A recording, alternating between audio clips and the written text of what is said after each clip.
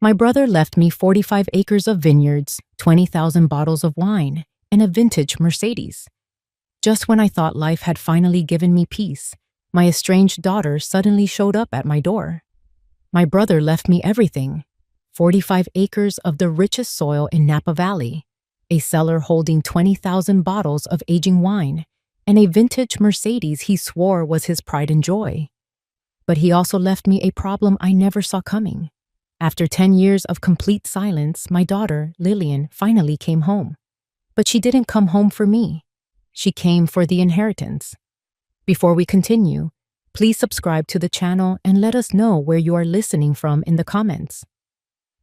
The air in the cellar was always cold, thick with the smell of damp stone, oak, and the sweet sleeping promise of fermenting wine. It was my sanctuary, the heart of our family's legacy. My fingers, wrinkled from a lifetime of working the vines, gently wiped a layer of dust from a bottle of our 1998 Cabernet Sauvignon. It was my brother's finest vintage, a wine that held stories in its depths. I was lost in that memory when the heavy oak door at the top of the stone stairs groaned open, cutting through the silence. I looked up, my heart giving a hopeful leap. But the woman standing there wasn't the girl I remembered. It was Lillian, my Lillian, but a stranger all the same. She was about 35 now, sharp and thin in an expensive business suit that seemed to scream of concrete and steel. It was completely out of place here, in the earthy soul of our home. 10 years had passed between us. 10 years of unanswered phone calls, of birthday gifts returned to sender, of a silence that had carved a hole in my heart. She descended the stairs slowly, her heels clicking against the stone with an unnerving confidence. There was no hug, no tears, not even a flicker of warmth in her eyes. Her gaze swept across the racks of wine, the barrels lining the walls, not with nostalgia, but with the cold, calculating look of an investor appraising assets. My hope withered and died in that instant.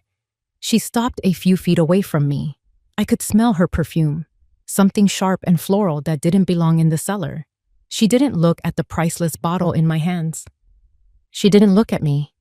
She looked past me at the fortune resting in the shadows. "I hope Uncle had a peaceful end," she said.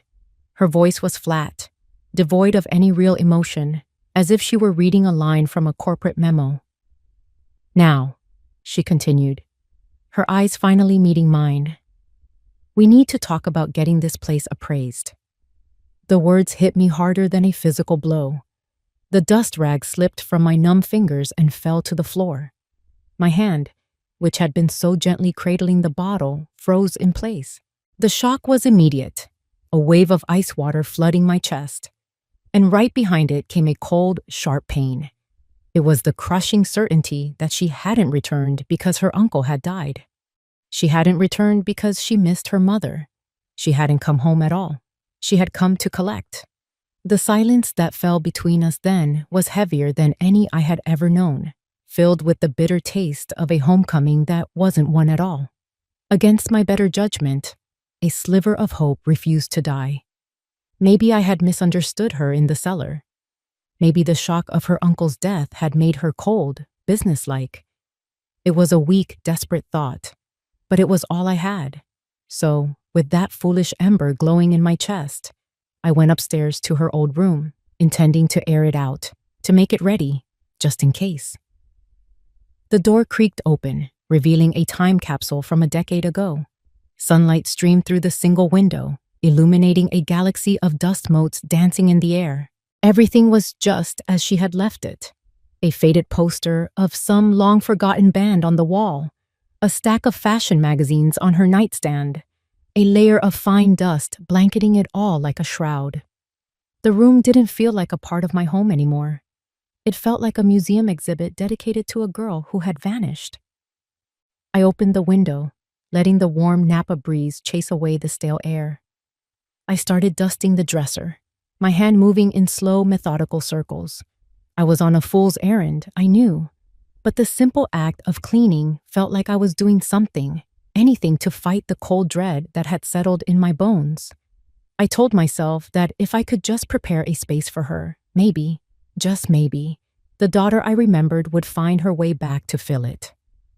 My cleaning led me to the closet. I opened it, thinking I should make some room for her expensive suit. The smell of cedar and mothballs greeted me. And there, on the top shelf, was a large cardboard box. I remembered it well. It was where I'd stored her old winter clothes. I pulled it down, a small puff of dust exploding into the light. It felt heavier than it should. I set the box on her bed and lifted the lid. My breath caught in my throat. It wasn't filled with sweaters and coats. It was full, packed to the brim with a decade of my love, all of it rejected. There was the silk scarf I'd sent for her 26th birthday, still in its crisp department store wrapping, a leather-bound journal for her 30th, its cellophane seal unbroken, a silver locket for the Christmas 5 years ago, its box still tied with the original ribbon. Every single gift I had painstakingly chosen, wrapped, and mailed over 10 years was in this box.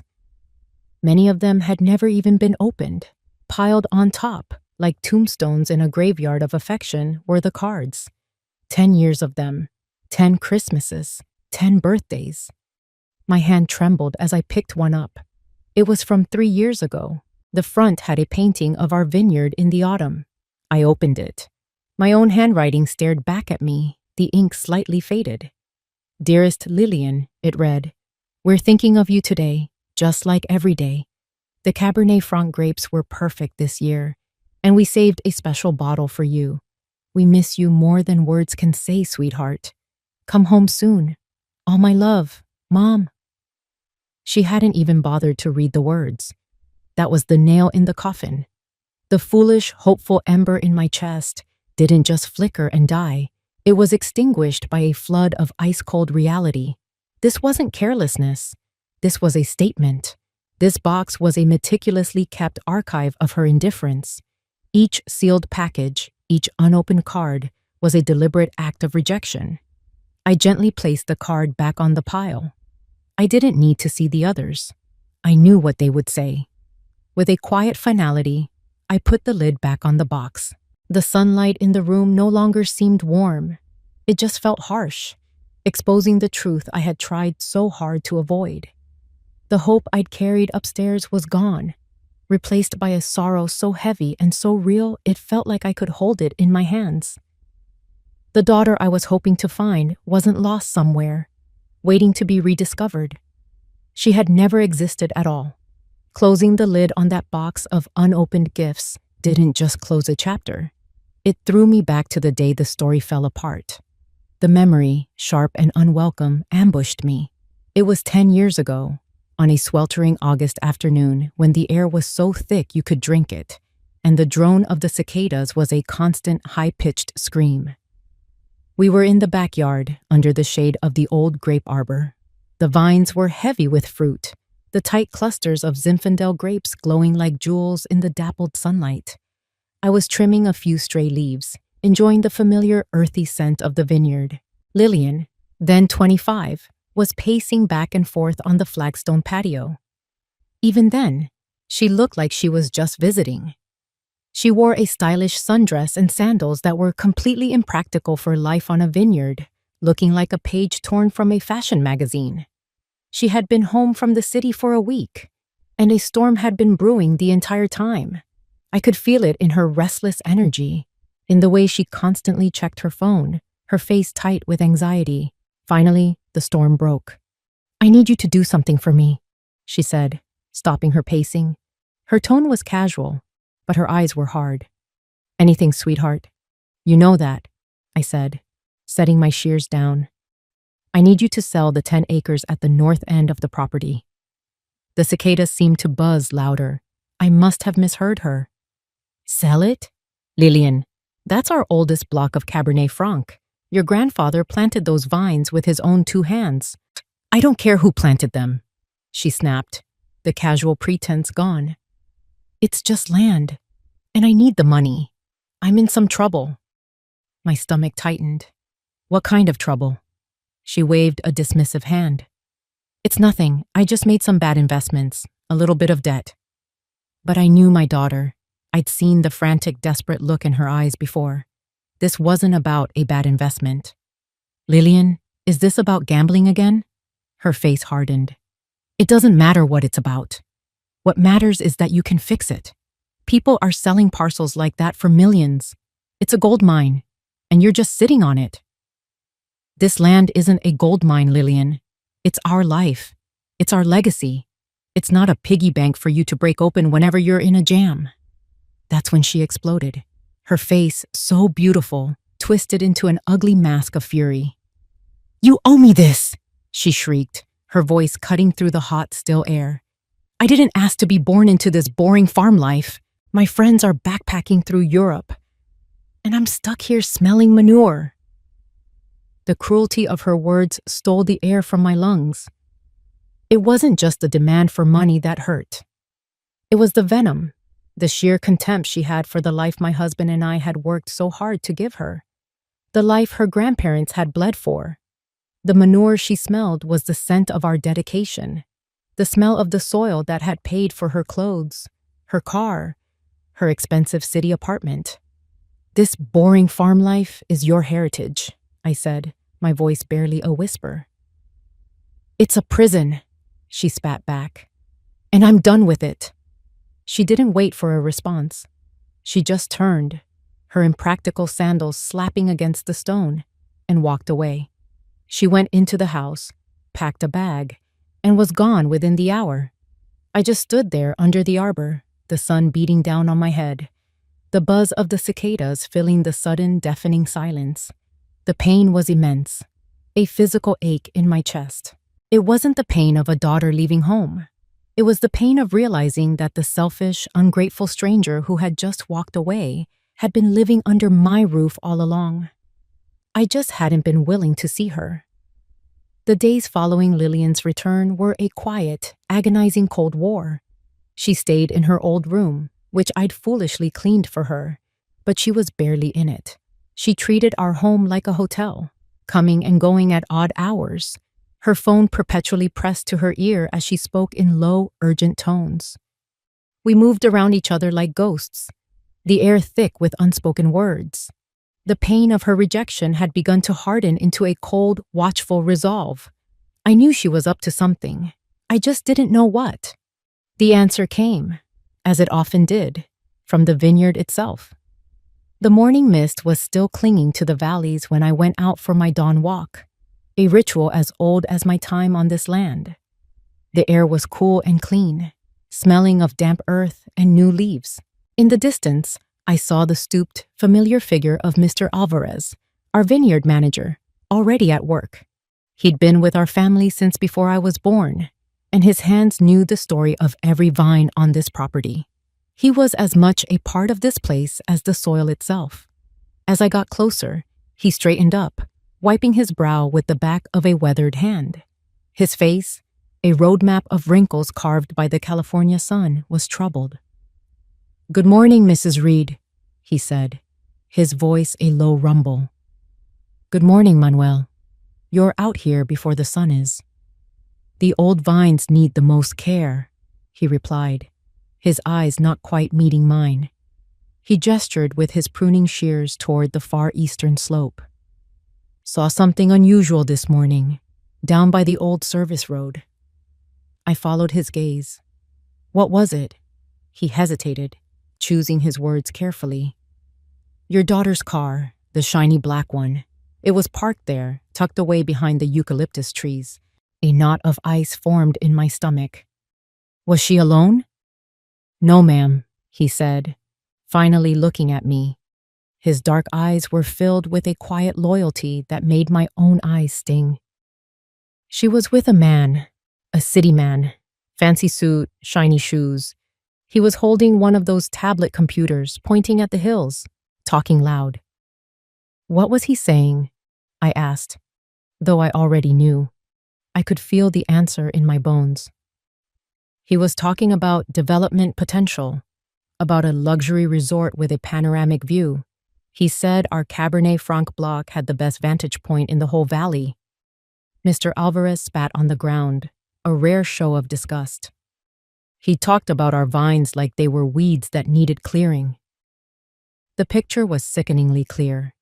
Lillian wasn't just planning to sell the land, she was already showing it to sharks, carving up her heritage before it was even hers to sell. She was walking on her grandfather's legacy with a man who saw it only as a construction site. Mr. Alvarez must have seen the despair on my face. He took a step closer, his voice dropping to a near whisper. "Mrs. Reed," he said, his gaze steady and strong. "The roots of this vineyard run deep. They are old and they are strong. They have survived drought and fire and blight. Don't you let anyone convince you to pull them up for a handful of quick money. It's never worth it." His words were a lifeline. In that moment, I knew I wasn't fighting this battle alone. He was with me. The land was with me.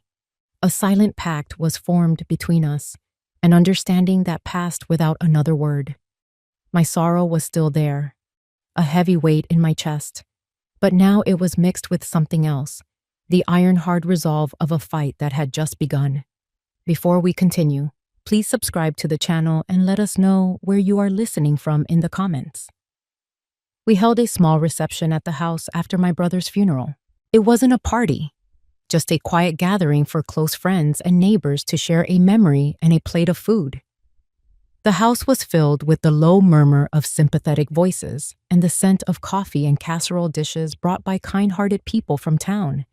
It was all a blur of handshakes, sad smiles, and whispered condolences.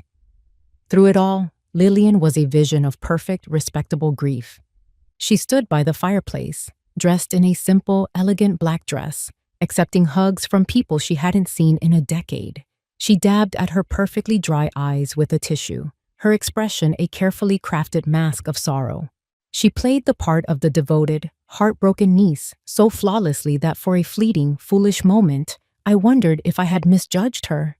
She spoke about her beloved uncle, sharing a manufactured memory here and there, her voice soft and tinged with just the right amount of sadness. It was an Oscar-worthy performance. I retreated to the kitchen, needing a moment away from the suffocating sympathy. My own grief was a raw, gaping wound, and watching Lillian parade her false sorrow around was like having salt poured into it. I leaned against the counter, my hands gripping the cool granite, and took a deep breath. From my vantage point, I could see the living room through the doorway. That's when I saw it. Lillian, thinking she was unobserved, deftly extracted herself from a conversation with one of our oldest neighbors. With a final, sorrowful nod, she slipped away from the crowd and moved down the short hallway toward the back porch, her phone already in her hand. Her movements were quick and furtive, a stark contrast to the slow, grieving posture she had maintained all afternoon. A cold spike of suspicion shot through me. I moved silently to the kitchen window, which gave me a clear view of the porch. She was huddled in the corner, her back to the house, her voice a low, conspiratorial whisper. The mask was off. The grief was gone. In its place was a sharp, predatory excitement. "No, it's going even better than we planned," she murmured into the phone. A small, triumphant smile played on her lips. "They're all buying it, hook, line, and sinker. The grieving niece has returned to the fold." She let out a soft, breathy laugh that made my blood run cold.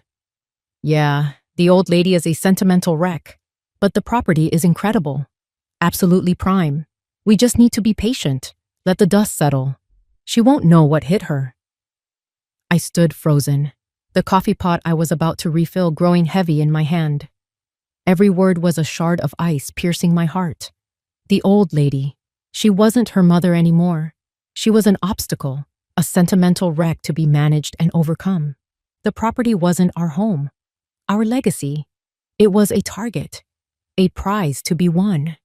The quiet murmur from the living room, the sounds of genuine mourning and respect for my brother, faded into a dull roar in my ears. All I could hear was my daughter's chilling whisper and that soft, ugly laugh. The pain of my brother's death was still there, a deep, throbbing ache. But in that moment, something new was forged within it. The sorrow didn't vanish, But it crystallized. It hardened into a cold, clear, and unshakable resolve. The grief turned to contempt, the hurt to a righteous fury. I placed the coffee pot back on the counter with a quiet, deliberate click. The battle lines had been drawn. I was no longer just a grieving mother hoping for her daughter's return. I was the guardian of a legacy, and I would protect it from the enemy within my own walls. The war had begun. A week after the funeral, I found myself sitting in the worn leather chair opposite Mr. Abernathy's desk. His law office hadn't changed in 40 years. It was a small, cramped space downtown, smelling of old paper, leather-bound books, and the weak coffee he always had brewing on a hot plate in the corner. Stacks of files and legal texts teetered on every available surface, forming dusty skyscrapers that threatened to collapse with the slightest nudge. Mr. Abernathy had been our family's lawyer forever. He'd drafted my parents' wills and had been a close friend to my brother, Richard.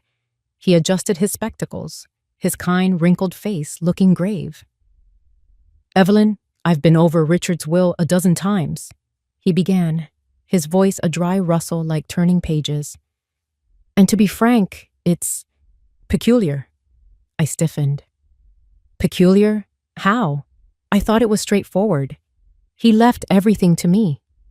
"On the surface, yes," he agreed, tapping a thick, bound document on his desk. "The vineyard, the house, the cellar, the investments, it all passes directly to you. That part is ironclad." He paused, leaning forward. "The peculiarity lies in what it doesn't say. For a man as meticulous as your brother, there are some glaring omissions, some invitations for trouble." A cold unease crept up my spine. "What do you mean, invitations?" "Well, for instance," he said, flipping a page, "there's no specific clause preventing a challenge to your stewardship. There's no language about what happens if your ability to manage the estate is called into question. He left the door wide open for someone to argue that you, for whatever reason, are not fit to run the business." He looked at me over the rim of his glasses. "It's almost as if he wanted to make it easy for someone to contest your control." My mind immediately flew to Lillian, to her cold appraisal of the cellar, her whispered phone call on the porch. This wasn't a random legal oversight. This was a targeted vulnerability. "And there's more," Mr. Abernathy continued, oblivious to the storm gathering in my mind. "The language around the distribution of assets upon your death is also unusually vague. It creates a legal gray area. A clever lawyer could drive a truck through these loopholes." I felt a dizzying sense of confusion. My brother Richard had been the most careful, detail-oriented man I had ever known. He planned his vine grafting schedules 5 years in advance. He would never draft a legal document this sloppy. It was completely out of character. It was impossible. Unless it wasn't a mistake. "Why would he do that?" I asked, my voice barely a whisper. "Why would he make his own will so weak?" Mr. Abernathy leaned back in his creaking chair, steepling his fingers. He looked at me, his eyes full of a sad, knowing wisdom. "Evelyn, your brother loved you very much. He was also one of the shrewdest men I've ever met. He knew people. He saw things." He took a deep breath. "I can't say for sure, but this document, it doesn't feel like a shield. It feels like a net. It reads like an open invitation, specifically designed to attract a very greedy fish." The air in the stuffy office suddenly felt electric. My confusion began to melt away, replaced by a startling, thrilling curiosity. This wasn't an act of carelessness. This was a strategy. My brother, even from the grave, was playing a game of chess, and he had just shown me the board. I wasn't just a grieving sister inheriting a property. I was a player in a plan he had set in motion long ago, a plan to catch a fish, and I had a sinking, certain feeling I knew exactly who that fish was. Mr. Abernathy's words, "an invitation for a very greedy fish," echoed in my head all the way home. The phrase snagged on a memory, something my brother Richard had said to me a few years back. We'd been standing in the old garage, and he was polishing the chrome on his vintage Mercedes, a beautiful 1968 convertible he'd spent a decade restoring. He'd patted the fender and said with a wink, "Evelyn, if you ever find yourself in a real pickle, a real jam you can't get out of, the answer's right here, in my pride and joy." I'd laughed it off as one of his eccentric jokes. It wasn't a joke anymore. My heart pounding with a strange mix of dread and hope, I walked out to the garage. The air inside was still and thick with the smell of old gasoline, sawdust, and time. And there it was, in the center of the space, a large, still form under a heavy canvas tarp. It looked like a sleeping giant. With trembling hands, I grabbed a corner of the tarp and pulled. The heavy fabric slid off, revealing the deep midnight blue paint and gleaming chrome of the Mercedes. It was immaculate, not a speck of dust on its perfect finish. Richard had loved this car. I opened the driver's side door and slid into the cool leather seat. The smell was of old leather and his faint, familiar scent of pipe tobacco. I ran my hands over the dashboard, the steering wheel, looking for anything out of place. Nothing. I checked the glove compartment, only old registration papers and a tire gauge. I was about to give up, feeling foolish, when I remembered how he was always tinkering in the trunk. I got out and opened it. At first glance, it was empty, just the clean carpeted floor. But Richard had been a master craftsman. I ran my hands along the edges of the carpet, pressing down. Near the back, behind the wheel well, my fingers found it. A slight give, a section of the floor that wasn't quite solid. I pulled at the corner of the carpet, and it lifted away, revealing a small, flush-mounted metal panel with a tiny keyhole. Taped neatly next to it was a small silver key. My breath hitched. This was it. I unlocked the panel and lifted it up. Nestled inside a custom-fitted compartment was a heavy steel document box. I carried it into the house and set it on the kitchen table, the metal cold against the warm wood. I didn't need a key for this one. The latch was unlocked. I lifted the lid. Inside, there were two things. The first was a professionally bound document with a blue ribbon and a notary seal. The title on the front read, "Addendum to the Last Will and Testament of Richard A. Reed." Beneath it was a thick, sealed envelope, and on the front, in my brother's strong, familiar handwriting, were two words, "For Evelyn." My hands shook as I tore it open. It was a letter, several pages long.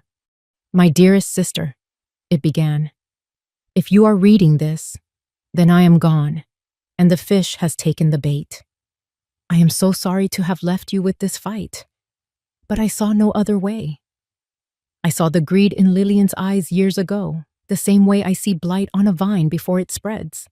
She doesn't love the land, Evelyn. She loves what it's worth.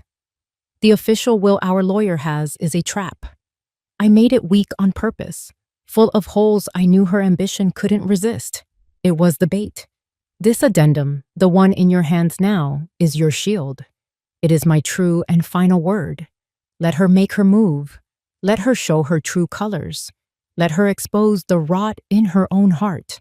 And only when she has proven, beyond any doubt, that she is unworthy of this legacy, do you show her this. It is the ace up your sleeve. Tears streamed down my face, blurring the words. I read on, my heart aching with a mix of profound sorrow and overwhelming gratitude. He had seen it all. He had known. Underneath the letter were more documents. Photocopies of credit card statements showing massive cash withdrawals at casinos in Vegas, letters from debt collectors, printouts of emails between Lillian and a developer discussing the sale of a Napa property. He had been gathering evidence, protecting me, protecting our home, even as he was dying. I collapsed into my chair, the letter clutched to my chest, and I wept. I wept for the loss of my brilliant, loving brother. I wept for the daughter I had truly and finally lost. But through the tears, a new feeling rose up, fierce and strong. It was relief. I wasn't alone in this fight. I had never been alone. Richard was right here with me, his wisdom a weapon in my hand, his love a shield around my heart. The game was on. Clutching my brother's letter and the secret will felt like holding a lit stick of dynamite. I knew it was only a matter of time before Lillian made her move, and the waiting was a quiet, nerve-shredding torture. I spent my days going through the motions, tending to the vines and managing the books, but my nights were sleepless. I would lie in bed, staring at the ceiling, listening to the old house groan and settle, my ears straining for any sound out of the ordinary. One night, a few weeks after my visit to the lawyer, I was jolted awake by a faint, metallic clang from outside. It was a sound that didn't belong to the night's usual symphony of crickets and rustling leaves. I sat up in bed, my heart instantly hammering against my ribs. It was nearly 2 in the morning. I slipped out of bed and went to the window that overlooked the northern slope of the vineyard, the location of our oldest, most precious, and most temperamental block of Cabernet Franc vines. The moon was a thin sliver, casting long, eerie shadows across the rows of grapes. At first, I saw nothing. Then, a flicker of movement. A dark figure, dressed head to toe in black, was moving stealthily away from the main path, heading toward the small pump house that controlled the irrigation for that entire section. Even in the poor light, I knew. It was Lillian. I watched, frozen, as she reached the pump house. She fumbled with something near the main manifold, a complex network of pipes and pressure valves that fed water to the vines. I couldn't see exactly what she was doing, but her movements were furtive and deliberate. Then I heard another sound, a sharp, wrenching crack, followed by a low hiss that grew into the distinct sound of water spraying uncontrollably where it shouldn't be. My first instinct was to run out there, to scream at her, to stop her. But Richard's words echoed in my mind. Let her show her true colors. Let her expose the rot in her own heart. I stayed put, my knuckles white as I gripped the windowsill, forcing myself to be a silent witness. After a moment, she stepped back. She scanned the area, then bent down and picked up a heavy-looking rock from the edge of the service path. She walked back to the manifold and, with a grunt of effort, slammed it against the valve she had just broken. Then she dropped the rock nearby, as if it had simply fallen and caused the damage. She had created an accident, a plausible, unfortunate, and utterly devastating accident. She looked at her handiwork for a second longer, then turned and melted back into the shadows, heading for the house. I didn't move from the window for a long time.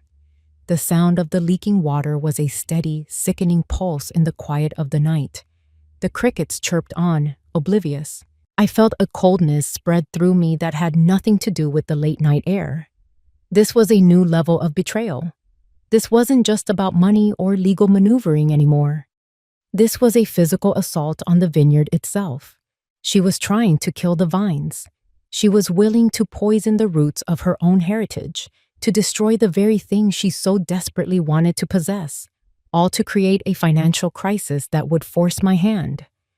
The last shred of hope I might have held for her, the last microscopic ember of a mother's love, was finally and completely extinguished. She wasn't just greedy. She wasn't just selfish. She was a saboteur. She was cruel, and she had just handed me all the proof I would ever need. The morning after Lillian's sabotage was deceptively beautiful.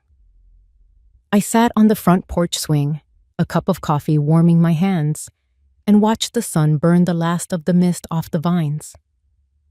Mr. Alvarez and his crew had already been out to the pump house.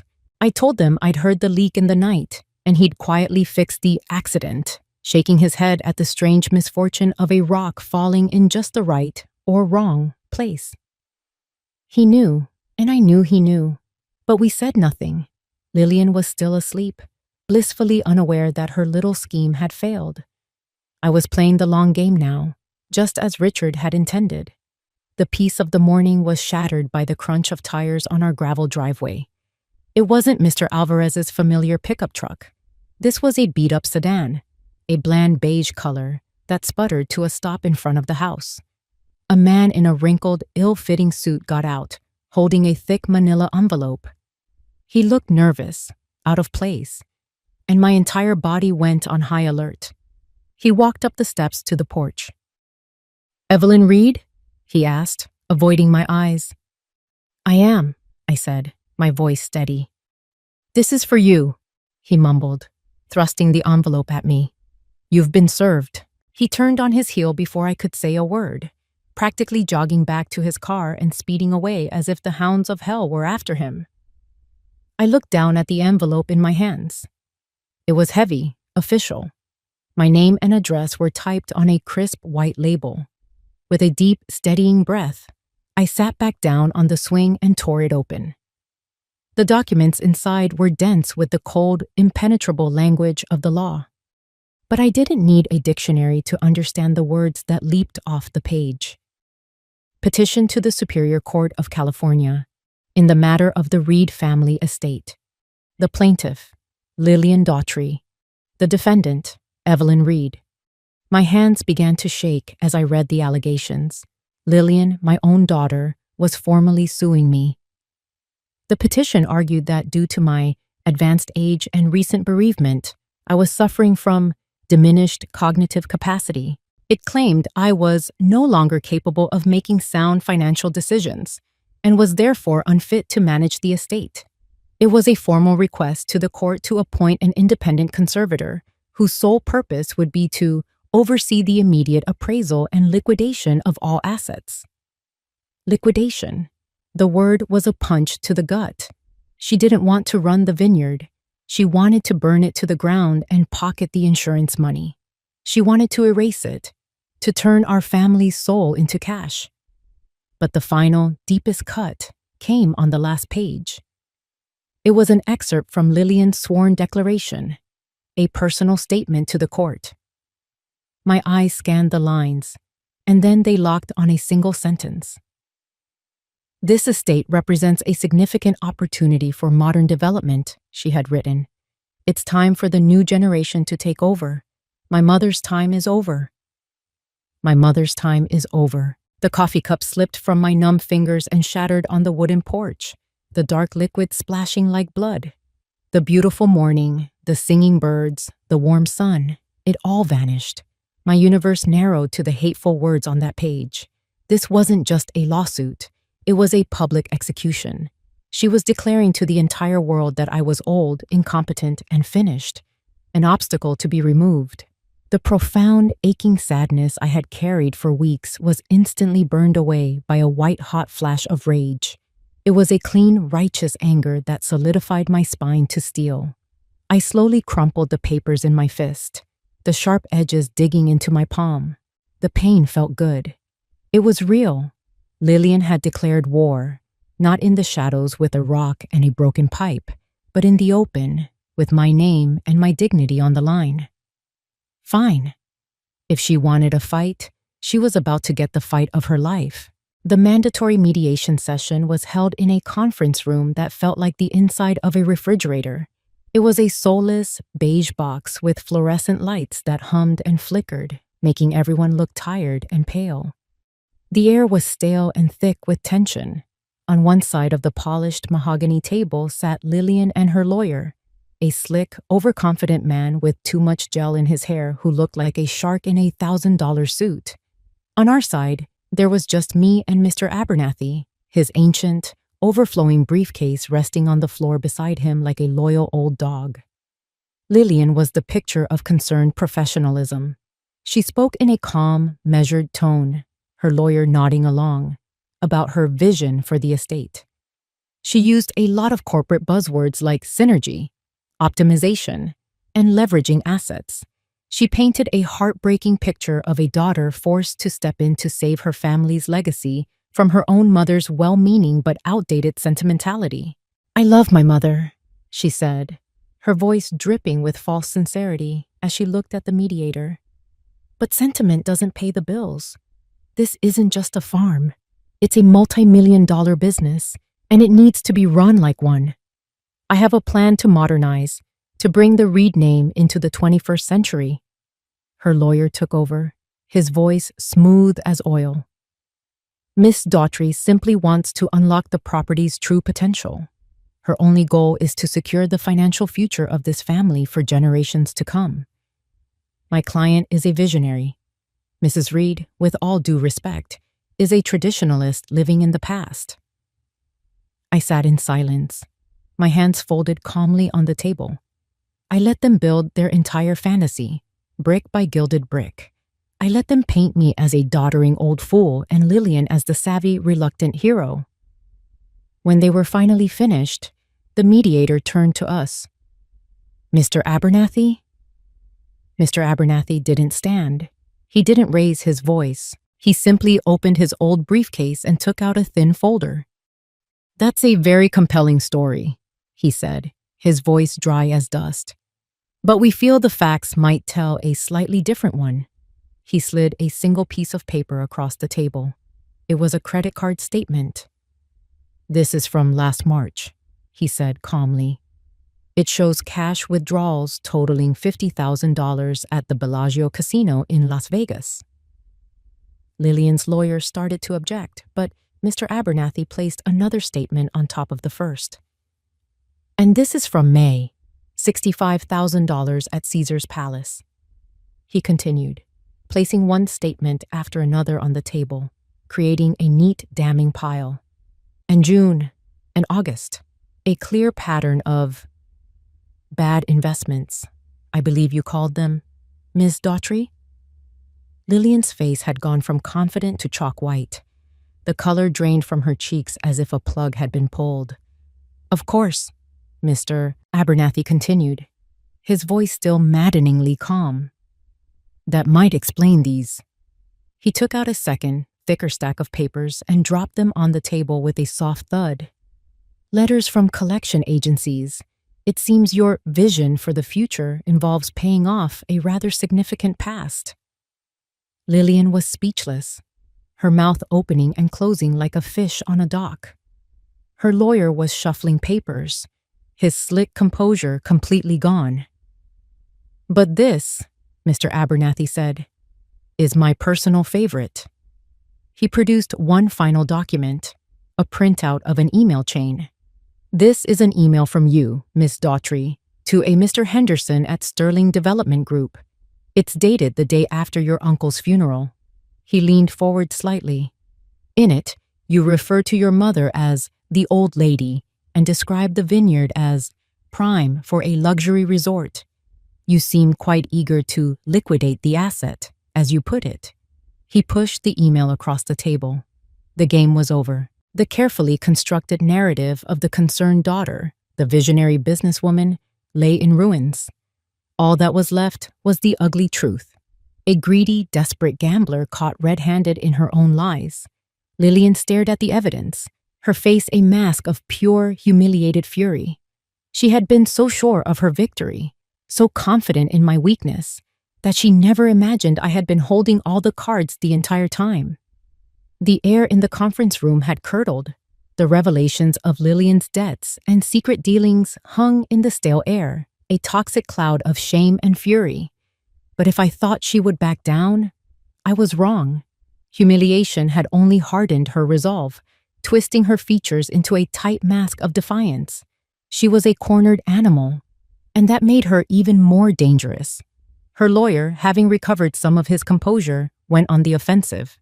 He pushed the pile of incriminating evidence to the side of the table as if it were trash. "This is a pathetic and desperate smear campaign," he sneered, his voice dripping with contempt. "My client's personal financial history is entirely irrelevant to the matter at hand. This isn't a trial of her character. It's a question of this estate's future. The fact remains that Mrs. Reed is an elderly woman, clearly overwhelmed, who is lashing out with these distractions to hide her own inability to manage a modern business." He leaned forward, his eyes locking on the mediator. "Her past actions do not, in any way, diminish Ms. Daughtry's legal rights as the primary heir apparent." He sat back, a smug look on his face. He thought he had found a foothold, a legal high ground from which to continue the attack. He thought it was still a fight about my competence versus her ambition. He was wrong. I gave Mr. Abernathy a slow, deliberate nod. This was the moment. This was the ace up our sleeve, Mr. Abernathy let the lawyer's words hang in the air for a long, heavy moment before he spoke. "You're right," he said, his voice quiet but carrying an immense weight that made everyone at the table lean in. "Her past actions are ultimately irrelevant." He reached down into his ancient briefcase one last time. "Because we have one final document." He brought out the addendum, the document from the Mercedes, bound in its official blue ribbon. He didn't slide it across the table. He placed it in the center with the quiet reverence of a priest placing a holy text on an altar. The room fell completely silent. Even the fluorescent lights seemed to stop humming. "This," Mr. Abernathy announced to the room, "is a legally notarized addendum to the last will and testament of Richard A. Reed, discovered after the initial filing. It contains only one clause." He carefully untied the ribbon, opened the document to the single, typed page, and cleared his throat. He began to read, his voice clear and steady, each word a hammer blow falling on the anvil of the silent room. "In the event that my niece, Lillian Daughtry, initiates or participates in any legal action whatsoever which seeks to contest, challenge, or remove the designated executor, Evelyn Reed, from her position of authority over this estate, all rights of inheritance bestowed upon the aforementioned Lillian Daughtry within this will, and any previous versions thereof, shall be rendered immediately and irrevocably null and void." He paused, letting the first part sink in before delivering the final, fatal line. "She will be, for all legal and financial purposes, completely and totally disinherited." A silence so profound, so absolute, descended upon the room that I could hear the blood pounding in my own ears. Lillian's lawyer stared at the document, his mouth slightly agape, his slick confidence shattered into a million pieces. But I was watching Lillian. Her face was a canvas of collapsing emotions. The defiant fury drained away, replaced by a wave of confusion, then dawning horror, and finally, a vast, empty landscape of disbelief. She stared at the paper on the table, as if it were written in a language she couldn't comprehend. Her own signature was on the lawsuit that had triggered this very clause. Her own greed had sprung the trap. Her own hand had just signed away her entire future. It was a perfect, self-inflicted knockout. The fight was over. There was no dramatic exit, no final, tearful confrontation. After the bombshell of the addendum, the fight simply evaporated.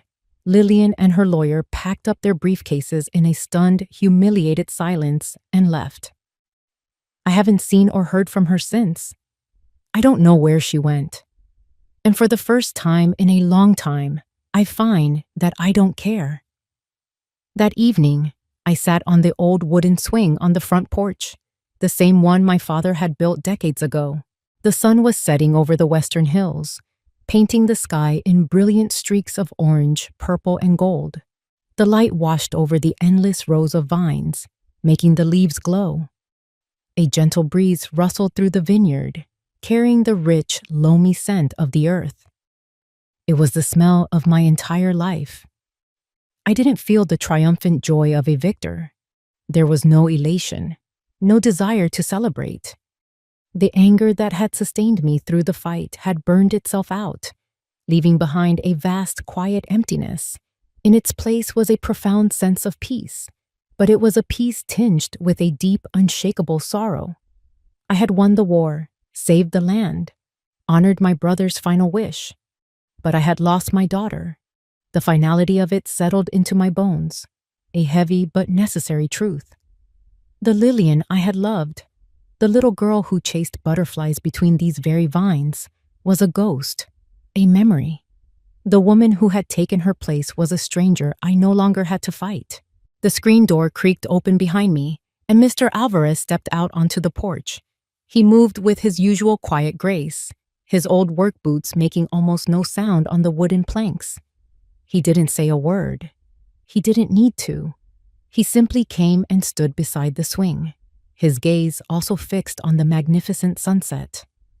We stood there together in a comfortable, shared silence, two old guardians watching over our kingdom.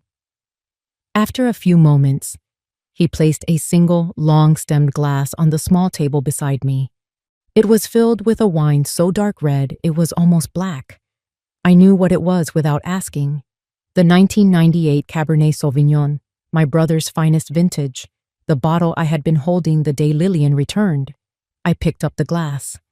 The crystal was cool against my skin.